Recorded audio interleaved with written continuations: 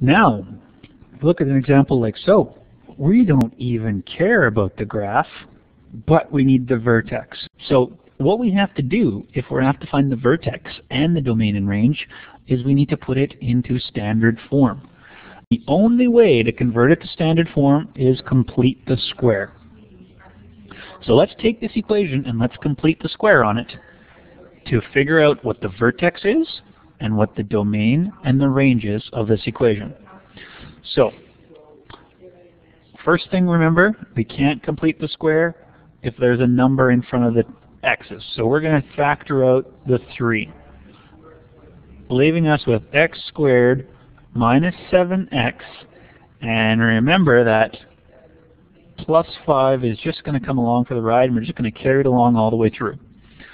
So now we've got to look at the middle term. Half of the middle term is negative 7 over 2.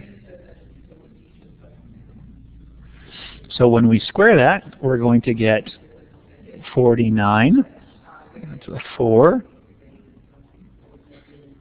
over 4, and minus 49 over 4. Now, again, which one do we want to keep around? Well, we want the positive term. So we're going to have x squared minus 7x plus 49 over 4. But now, there's something new. Because to take the other 49 over 4, to get rid of this negative, we can't just put it on the outside. It would be nice if we could.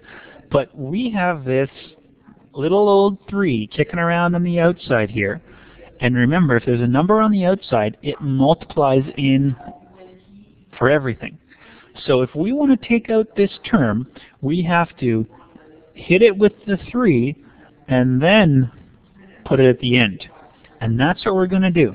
So we're going to go 49 over 4 times 3 is actually going to become negative 147 over 4.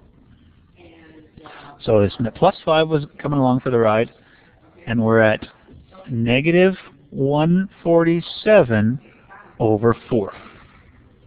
So we have to be very, very cautious and very, very careful about that. Because if there's ever a number in front of your bracket, you always have to multiply the term inside to take it out. Now, at this point, we can figure out what the square binomial is. 3 is going to come along. We're going to get x minus 7 over 2 all squared plus, now how do we add a whole number and a fraction? Well, if we go back to grade 6 or grade 7, we have to put this over a common denominator, so it's going to be 20 over 4 minus 147 over 4. So our final answer is going to become 3, x minus 7 over 2 minus 127 over 4. Now if we could simplify that, we would. Now, that might look like an ugly answer. That's not going to be very nice vertex. It's going to be very, very difficult to graph. But that is the final answer. So now we can go back and answer the question. What is the vertex? Well, the vertex is whatever that value of x is, which is 7 over 2. And the y value is negative 127 over 4. So there's our vertex. What's our domain? Well, of course, as soon as we recognize that it is a quadratic, the domain is going to be all real numbers. And what's the range? Now, if this thing opens up, then it's going to be a minimum value.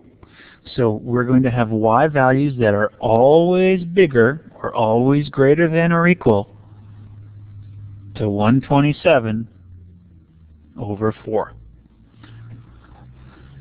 And so this becomes very, very important because you're going to be asked these types of questions very, very often, where you don't necessarily have to draw the graph, but you have to figure out the information from the graph. So the things that you weren't asked, axis of symmetry, maximum, minimum, direction of opening, those things could be asked as well.